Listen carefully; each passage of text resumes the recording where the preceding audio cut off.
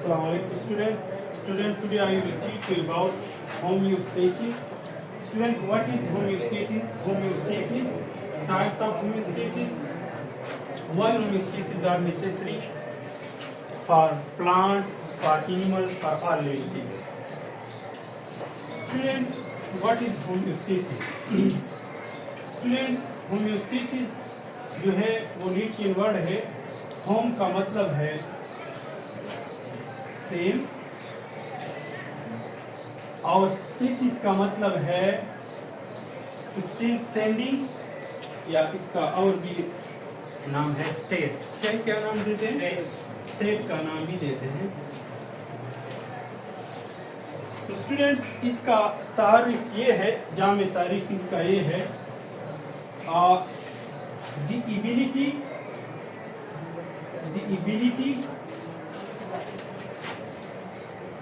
the ability of an organism to maintain their internal environment.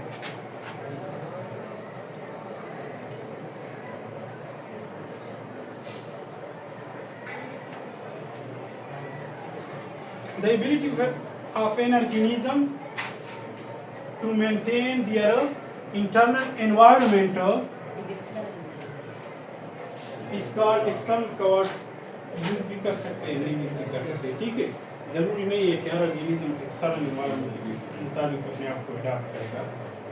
तो student, the ability of organism to maintain their internal environment is called homeostasis. Is called homeostasis.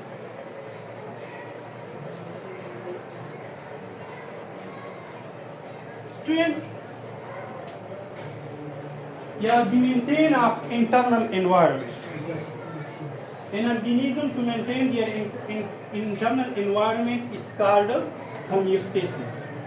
दूसरा यानी जानदार का अंदरूनी माहौल को बरकरार रखने को हम क्या नाम देते हैं? होमियोस्टेसिस का नाम देते हैं. स्टूडेंट, दूसरा तरफ ये भी कर सकते हैं, जानदार का इंटरनल अंदरूनी माहौल में तब्दीली अकॉर्डिंग टू एक्सटर्नल एनवायरनमेंट की तब्दीली. ठीक है, इसको भी हम क्या नाम देते हैं? होमियोस्टेसिस का नाम देते हैं. जानदार के अंदरूनी जिस्म में होने वाले तब्दीली जो कि एक्सटर्नल एनवायरनमेंट में तब्दीली के मुताबिक आती है, इसको हम नाम देते हैं होमियोस्टेसिस. स्टूडेंट, ये होमियोस्टेसिस है, इसकी क्या है? कंपोनेंट्स है. क्या है? कंपोनेंट्स है या टाइप्स है? 3 टाइप्स है. कितने टाइप्स है? 3 टाइप्स है. एक ऑस्मोरेगुलेशन, एक क्या है? थर्मोरेगुलेशन है. थर्मोरेगुलेशन. एक क्या है? एक्सक्रीशन. स्टूडेंट, यानी जानदार के इंटरनल एनवायरनमेंट में जानदार क्या मेंटेन रखते हैं? या पानी के लेवल को, या वेस्ट मटेरियल को मेंटेन रखते हैं, या इंटरनल जो टेम्परेचर होते हैं बॉडी को वो मेंटेन रखते हैं. ये क्या है? ये जानदार का इंटरनल एनवायरनमेंट है, यानी टेम्परेचर है. इसके अलावा एक्सक्रीटरी नाइट्रोजन जो वेस्ट प्रोडक्ट है वो भी अपनी बॉडी के अंदर वो मेंटेन रखते हैं, यानी वो अपनी बॉडी से बाहर की तरफ एक्सक्रीट करते हैं. जैसे उनके बॉडी के अंदर H2O का जो लेवल है वो भी जानदार क्या करते हैं? मेंटेन रखते हैं. दूसरी तरफ वो जो टेम्परेचर होते हैं वो भी जानदार अपनी बॉडी का मेंटेन रखते हैं, यानी एक लेवल के अंदर वो क्या करते हैं? टेम्परेचर रखते हैं.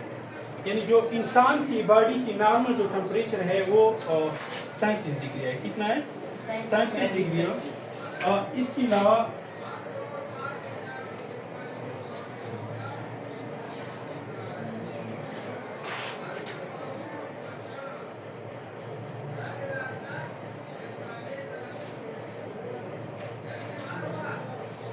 नाइट्रोजीनियस वेस्ट है स्टूडेंट, ये ऑस्मोरेगुलेशन की जो तारीफ है वो ये है, the ability of an organism to maintain their internal solute and electrolyte concentration. ठीक है, दी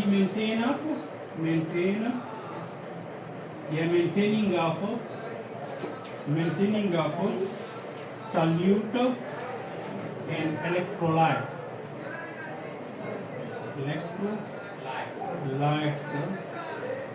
in an organism body, इसको हम नाम देते हैं ऑस्मोरेगुलेशन। दूसरी तरफ थर्मोरेगुलेशन जो है, the ability of an organism to maintain their internal body temperature, to maintain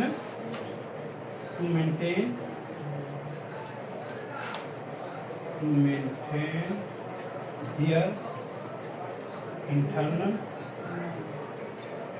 body temperature.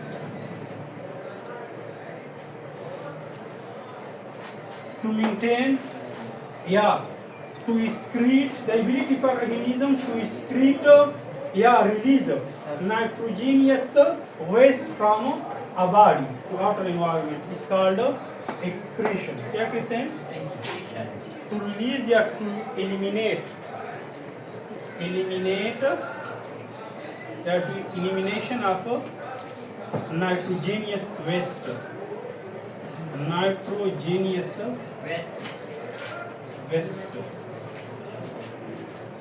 तो इसको हम नाम देते हैं एक्सक्रीशन।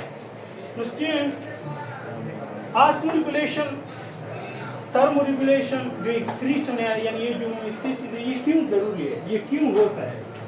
स्टूडेंट, इसका फायदा ये है कि ये जानदार को माहौल के मुताबिक एडाप्ट करने में मदद देते हैं। किसमें मदद देते हैं? एडाप्ट करने में मदद, यानी जानदार को माहौल के मुताबिक बनाने में मदद देते हैं, एडाप्टेशन में हेल्प देते हैं। किसमें? एडाप्टेशन में। दूसरी तरफ ये एवोल्यूशन में भी हेल्प देते हैं। किसमें? एवोल्यूशन में भी हेल्प देते हैं। तीसरा इसका फायदा ये है कि ये इंटरनल जो एनवायरनमेंट है, ऑर्गेनिज्म, इनको मेंटेन करने में मदद देते हैं। किस में मदद देते हैं? इंटरनल कंडीशन या इंटरनल एनवायरनमेंट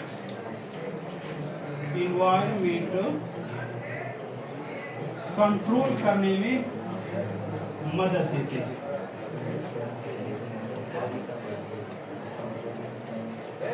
तो ये क्या है, इसलिए बॉडी में होमोस्टेसिस होते हैं कि ये जानदार को माहौल के मुताबिक बनाने में मदद देते हैं। माहौल में जब कोई अनवांटेड चेंज आ जाए, कोई डेंजरस बेड चेंज आ गया, तब्दीली आ गया, फ्लक्चुएशन आ गया, तो इनके मुताबिक जानदार अपने आप में भी कोई थोड़ा सा तब्दीली अंदर बॉडी में लाते हैं, इनको कंट्रोल करने के लिए। ठीक है, इसके अलावा स्टूडेंट, इसके अलावा अगर बॉडी में ऑस्मोरेगुलेशन ना होगा तो बॉडी में क्या होगा? एक्सेस ऑफ वाटर होगा, जिसकी वजह से स्वेलिंग ऑफ सेल होगा। सेल क्या होगा? स्वेल होगा, सेल बर्स्ट होगा, यानी सेल टर्जिडिटी बहुत ज्यादा गेन करेगा और इससे सेल के क्या होगा? सेल की लाइसिस होगा। क्या होगा? सेल की लाइसिस होगा, यानी स्प्लिटिंग होगा। दूसरी तरफ अगर बॉडी के टेम्परेचर को मेंटेन नहीं रखा गया तो आपके जो एंजाइम है, क्या है? जो एंजाइम है वो डेनेचर होगा। क्या होगा? डेनेचर होगा, यानी इनके जो ग्लोबुलर स्ट्रक्चर है वो डैमेज होगा, इसलिए वो सही तरीके से मेटाबॉलिक प्रोसेस परफॉर्म नहीं करेगा। तो इसलिए थर्मो रेगुलेशन भी बहुत जरूरी है। दूसरी तरफ अगर प्लांट के बॉडी से वेस्ट में एक्सक्रीशन का फायदा है, अगर प्लांट की बॉडी से एक्सक्रीशन नहीं होगा तो इनके अंदर नाइट्रोजनियस जो वेस्ट है वो जमा होगा और ये बहुत टॉक्सिक है, जैसा कि अमोनिया है, यूरिया है, यूरिक एसिड है, वो बहुत टॉक्सिक है। खासकर अमोनिया बहुत टॉक्सिक है और जो एक्वेटिक एनिमल है वो पैदा करते हैं, ठीक है, वो रिलीज करते हैं। तो ये बहुत टॉक्सिक, अगर वो उनको बॉडी से नहीं निकल गया तो वो जानदार के लिए मौत का सबब भी बन सकते हैं। दूसरी तरफ इसके अलावा अगर बॉडी के अंदर जो सॉल्यूट है, जैसे सपोज ग्लूकोज लेवल बढ़ गया, जब ग्लूकोज लेवल बढ़ गया तो इससे आपको डायबिटीज का मर्ज लाहक हो सकते हैं, डिजीज लाहक हो सकते हैं, जिस वो भी क्या होते हैं जो हेल्थ के लिए, एक जानदार के लिए बहुत तो मुज़िर चेंज है, बहुत मुज़िर है। तो दूसरी तरफ अगर बॉडी के अंदर से कैल्शियम की क्या होगी या कमी हो गई तो आपको बोन्स की बीमारी लाहक होगी, यानी ऑस्टियोपोरोसिस लाहक होगी। तो इसलिए बॉडी के अंदर सॉल्यूट की जो कंसंट्रेशन है उनको मेंटेन रखना जरूरी है। स्टूडेंट, इसके बाद होमियोस्टेसिस इन प्लांट पढ़ेंगे।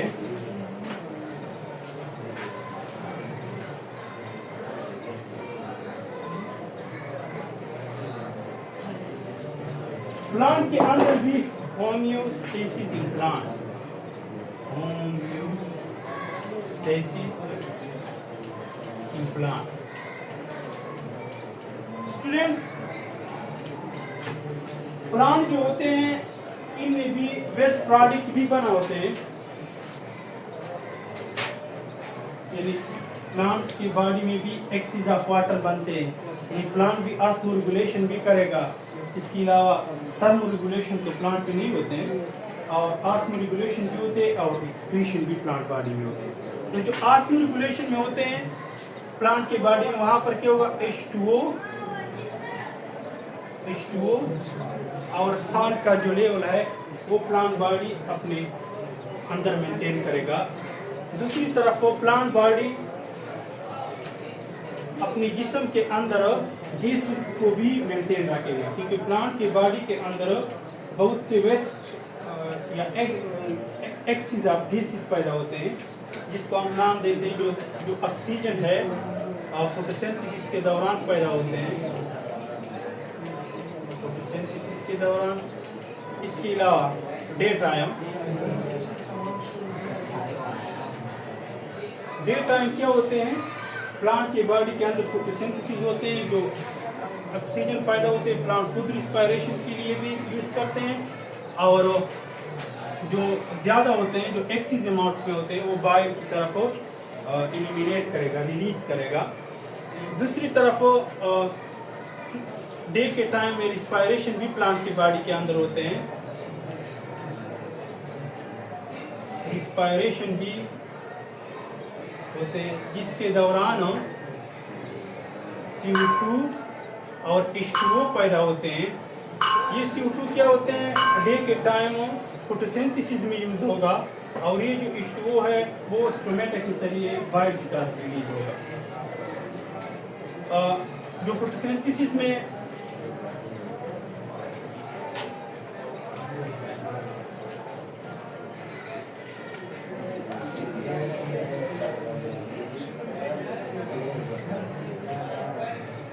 लेकिन फोटोसिंथेसिस में क्या होते हैं, CO2 प्लस H2O से क्या बनेगा, C6H12O6 बनेगा, प्लस ऑक्सीजन बनेगा। ये ऑक्सीजन क्या होगा, अब बाई ये एक्सिस बहुत ज्यादा मिकदार में पैदा होते हैं प्लांट के अंदर। तो जो एक्सिस ऑक्सीजन होते हैं वो बाई एनवायरनमेंट की तरफ प्लांट जरूर रिलीज करेगा, और जो दूसरी तरफ जो इनके अंदर जो रिस्पायरेशन के दौरान CO2 पैदा होते हैं वो फोटोसिंथेसिस में इस्तेमाल होगा, और स्टोमेटा के जरिए बायो एनवायरनमेंट में ट्रांसपायरेशन प्रोसेस के जरिए रिलीज होगा। What is transpiration process?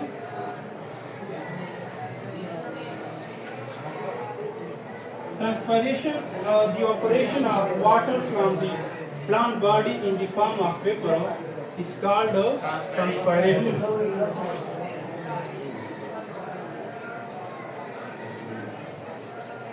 The operation of water from the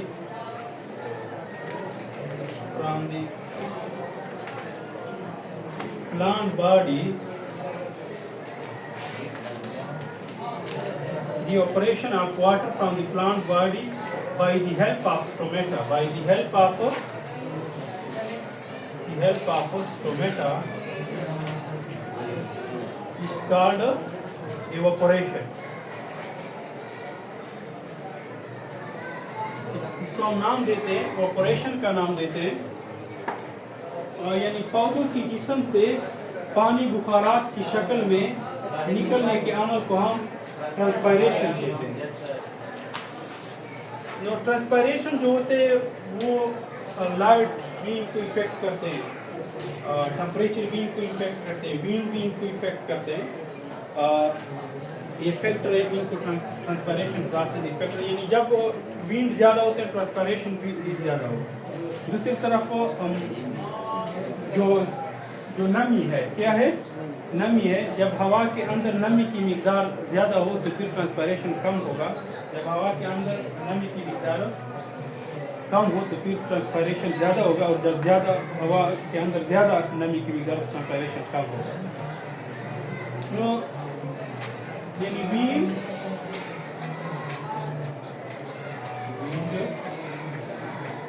air temperature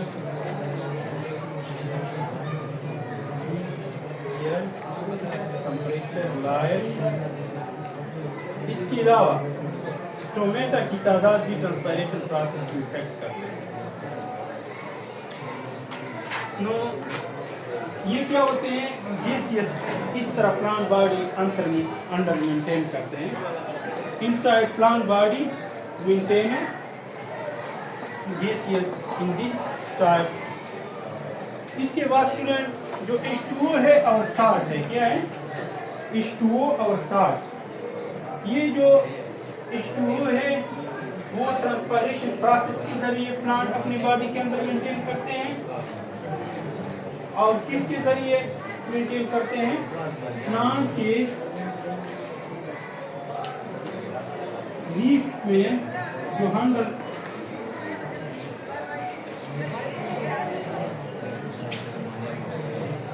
ये प्लांट लीफ है, और लीफ के ऊपर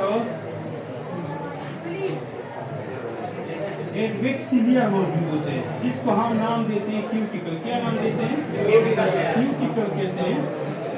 और जो नीचे है, जो नीचे लेयर है,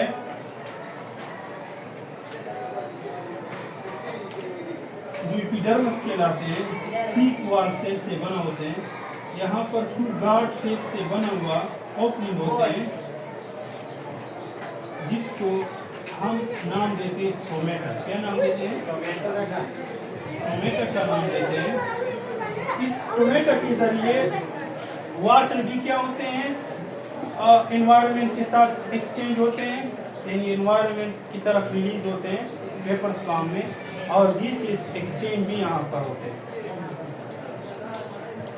यानी जब डे टाइम होते हैं तो स्टोमेटा के जरिए ऑक्सीजन बाय एनवायरनमेंट को रिलीज होते हैं, और नाइट टाइम में ये उल्टा होते हैं, ये ऑक्सीजन फिर प्लांट की बॉडी में स्टोमेटा के जरिए जाते हैं। डे के टाइम में ये इस स्टोमेटा के जरिए पानी भी वेपर फॉर्म में आउटर एनवायरनमेंट पे रिलीज होते हैं, जिसको हम ट्रांसपायरेशन प्रोसेस कहते हैं। और जो नाइट टाइम में क्या होते हैं? ट्रांसपायरेशन प्रोसेस नहीं होते हैं। क्या नहीं होते हैं? ट्रांसपायरेशन प्रोसेस नहीं होते हैं। तो प्लांट बॉडी अपने बॉडी में जो एक्सेस ऑफ वाटर, ज्यादा पानी होते हैं, वो इनमें स्पेशल सेल होते हैं जिसको हम नाम देते हैं हाइड्रोथोड सेल। क्या नाम देते हैं? हाइड्रोथोड सेल कहते हैं। इस सेल के जरिए पानी बाई एनवायरनमेंट में जो कतरे होते हैं इस शक्ल में रिलीज होते हैं। आपने देखा होगा सुबह के वक्त जो प्लांट्स की लीफ होते हैं उनके जो एजेस होते हैं वहाँ पर कतरे जैसे पानी की कतरे होते हैं। तो ये क्या है? ये असल में हाइड्रोथोड सेल के जरिए एक्सेस ऑफ वाटर रिलीज है। ठीक है, जिसको हम नाम देते हैं गोटेशन। क्या नाम देते हैं? ग्यूटेशन या गोटेशन का नाम भी देते हैं। तो स्टूडेंट, इस तरह एक्सेस ऑफ वाटर या इस तरह वो प्लांट ऑस्मो रेगुलेशन का प्रोसेस परफॉर्म करते हैं। स्टूडेंट, जो अदर मेटाबॉलिक वेस्ट है क्या है? जो मेटाबॉलिक वेस्ट है,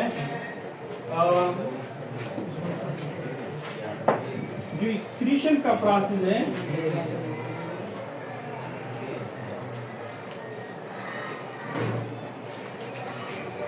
प्लांट में कोई खास एक्सक्रीटरी ऑर्गन नहीं है। क्या है? Plant have no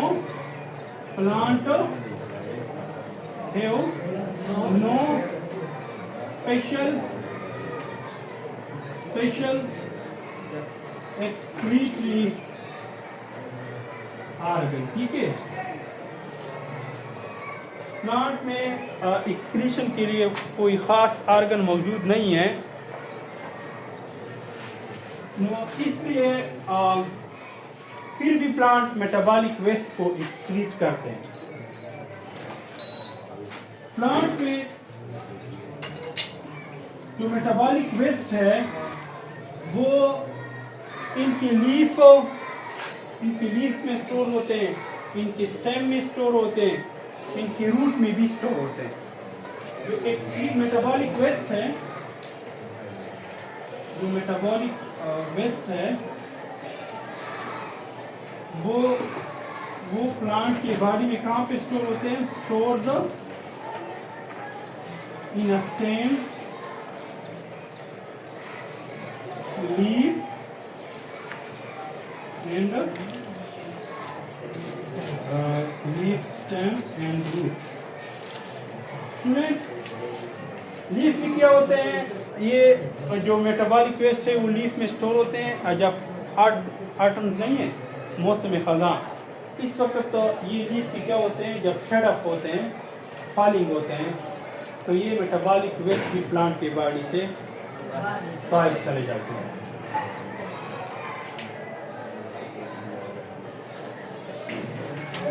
leaf shade,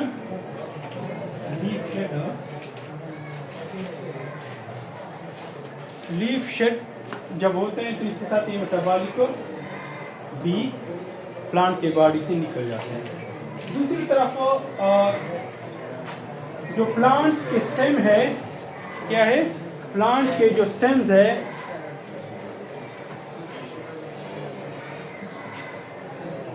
plant stem, वहां पर जो अनएक्टिव जाइलम होते हैं, क्या होते हैं? अनएक्टिव जाइलम होते हैं। अनएक्टिव जाइलम होते हैं, अनएक्टिव जाइलम। वहां पर क्या होते हैं? ये मेटाबॉलिक जो वेस्ट होते हैं वो स्टोर होते हैं और ये ब्लैक कलर का शक्ल बना देते हैं, जिसको हम इबोनी का नाम देते हैं। क्या बनाते हैं? Black would. हम क्या नाम देते हैं? ब्लैक वुड जो बन जाते हैं इबोनी। और ये इसमें नाइट्रोजनियस वेस्ट होते हैं। इसका फायदा ये है, ये रूट में भी स्टोर होते हैं मेटाबॉलिक, जिसकी वजह से जो रूट होते हैं वो साइल के अंदर होते हैं। साइल में इन पर जो वार्म होते हैं वो अटैक इसलिए नहीं करते। जिस तरह हम ब्लैक कलर का वुड जो होते हैं वो कभी खराब नहीं होते। ये इसलिए कि इनमें क्या होते हैं? मेटाबॉलिक वेस्ट होते हैं, टॉक्सिक मटेरियल होते हैं। नो, यहाँ पर क्या होते हैं? जो वार्म्स है वो इन पर अटैक नहीं कर सकते, इनको नहीं खा सकते।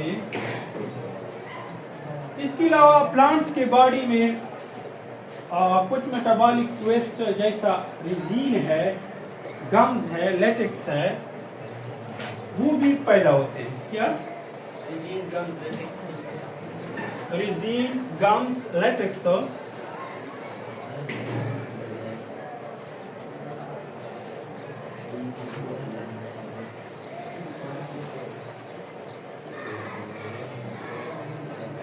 प्लांट की बॉडी के अंदर क्या होते हैं? रिजीन, गम्स एंड लेटेक्स भी प्रोड्यूस होते हैं। ये रिजीन जो है और ये गम्स है, लेटेक्स है, ये प्लांट के अंदर वदूदनुमा सेल होते हैं जो स्पेशल वेसल बनाते हैं। इन वेसल के अंदर ये स्टोर होते हैं। क्या होते हैं? मौजूद होते हैं। Present in plant vessel, in stem vessel, ठीक है। तो इस वेसल में ये स्टोर हो जाते हैं और जब भी आप प्लांट को काटते हैं, काट लगाते हैं प्लांट पे, तो फिर ये when you cut the plant, that time this resin, gums and latex comes outside,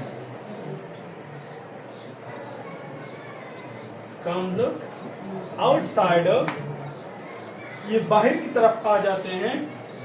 ये जो रिजीन है ये कहाँ पर होते हैं? कीकर में। किसमें?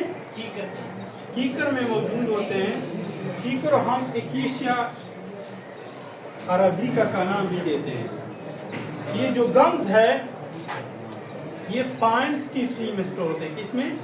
पाइन की जो कोनिफर्स है, पाइन और कोनिफर्स में मौजूद है। ये जो लेटेक्स है ये मौजूद होते हैं रबर प्लांट्स में। किसमें? रबर प्लांट्स में मौजूद होते हैं। तो ये क्या है? ये मेटाबॉलिकल वेस्ट है और प्लांट के अंदर वेसल में स्टोर होते हैं। जब प्लांट पे कोई बाहर की तरफ कट लग जाते हैं तो ये इस वक्त सीक्रेट हो जाते हैं और ये प्लांट्स को जो ग्रेजर्स है इनसे बचाने में भी मदद देते हैं। इसके बहुत ज़्यादा फ़वाइद भी है। बहुत से जो हकीम है वो इन गम्स को या रिजीन को एज अ मेडिसिनल पर्पस के लिए इस्तेमाल करते हैं। ठीक है, थैंक यू।